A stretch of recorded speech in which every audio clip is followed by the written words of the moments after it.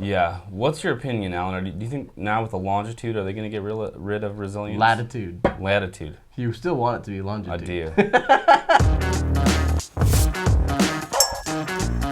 Hey everyone, my name's Steven. Hey guys, I'm Alan. And welcome to another episode of Paint Talk.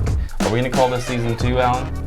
I guess we can. We got a new table. Yeah, new table. New backdrop here. New little office. Yeah, those are all true things. But I don't know if season 2 is appropriate. But season 2. Welcome to season 2, episode 1. It's pretty cold here in Texas. Now, I know that some people are going to watch this episode and they might be from a place where it snows a lot. So they're going to mock us for this episode. But we're going to talk about the very little bit of time where we have to deal with cold weather in Texas. Yeah. And some of the products we use. Now, if you're from the north, right? Any of those northern states, I'm sure you deal with these products much more than we do. Right. So go ahead and hit us up in the comments. Tell us all the things that we said that were wrong about these products and about temperatures. But as a painting company in Texas, you know, it's like 5% of the year. Yeah, so we get like a couple weeks out of the year where we're worried about the school is shut rain. down. Everyone freaks out. Rain a little more often, but yeah, you know, like 2 days of snow, that kind of thing. But anyway, so we got a couple products here, both from Sherwin Williams, that are good products for difficult weather.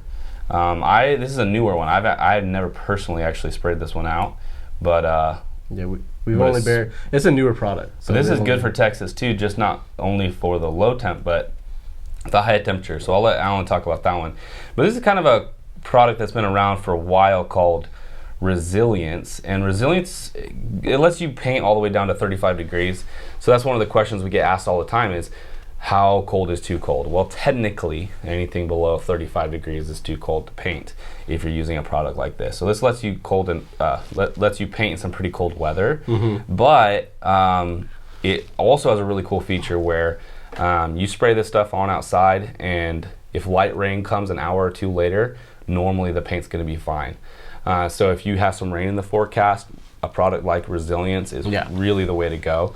And so there are always some times in the spring or the fall where it's raining more in Texas, and we'll switch people from Super Paint or Emerald to maybe like this Resilience to kind of overcome that risk.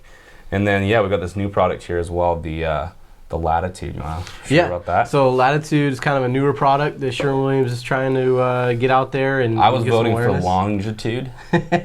You wanted Longitude instead of Latitude? Yeah. I think Latitude because it goes up and down in range, but Longitude is... Anyways. Yeah. But that makes sense. It makes sense.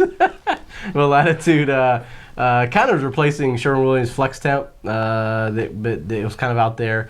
And so we've only used this a handful of times, but so far it's been, pretty great. This is a great product because it can be all the way to 35 degrees on the low end is about what you need it to be at, and it holds up pretty well. It'll still dry to the touch in about 2 hours, even in 35 degree weather, which is pretty phenomenal. That is. Usually you want to wait the next day to second coat though. You still want to give it a good 24 hours just because it's dry to the touch doesn't mean that it's fully cured.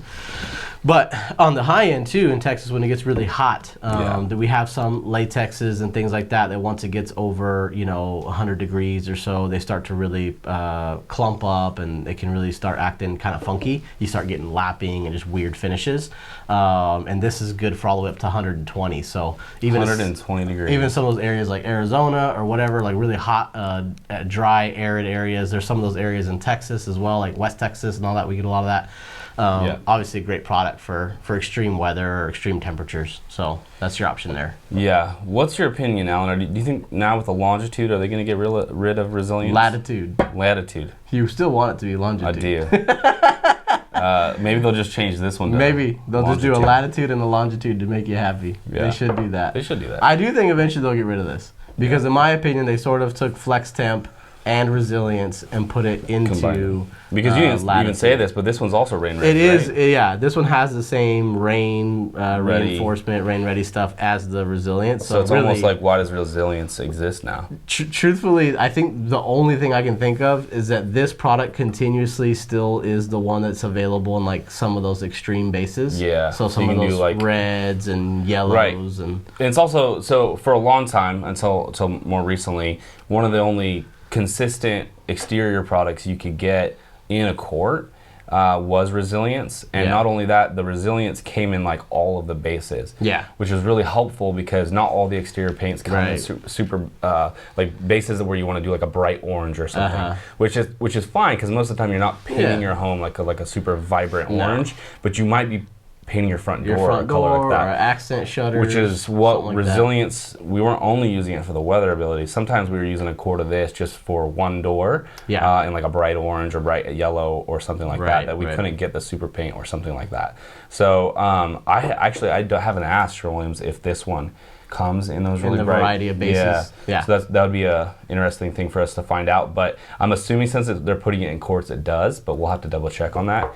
But either way, you've got two really good options here for products that can really help you in rainy seasons, in cold seasons, and then the extremely hot seasons. We do have to paint homes all the time in Texas when it's 100 degrees plus. Oh yeah. And sometimes we like to use products like this or the Flex Temp. That would help us out during that. But a lot of people ask us, how do you do a home in the middle of the summer like that? Right. And the answer I always tell people is you got to use the movement of the sun in your favor, right? So, so if the sun's on one side, you start on the other side of the house, and you kind of work in shade all day. Yeah. So you can work in shade most of the day, except for kind of that noon hour. Yeah. But which is when you take lunch. So if you strategize properly, you can work most of the day in the shade, and it makes it a lot easier for the painters, obviously physically, to not be in the sun as much, but to be in the shade. But it also helps the paint. It helps the paint because if you're painting when it's like super hot, that paint on your brush is drying almost as you're brushing it on. So if you're in that direct sunlight, it can kind of actually mess up the paint, so you don't really want to do that unless you absolutely have to. And if you do, you got to be really careful because it could actually mess up the finish. Yeah, it's bad strategizing a lot of times. Customers often ask us, well, can you paint when it's really hot? Can you paint when it's cold? And things like that. And I would say it's completely down to your confidence as a homeowner and that paint company's ability to strategize and execute. Because truthfully, one, you should make different product calls, right? Which is what we're talking today. But the second piece, like Steven's talking about, is strategizing when you should do certain parts of the home. Because he just talked about the summertime. The wintertime, you would do opposite.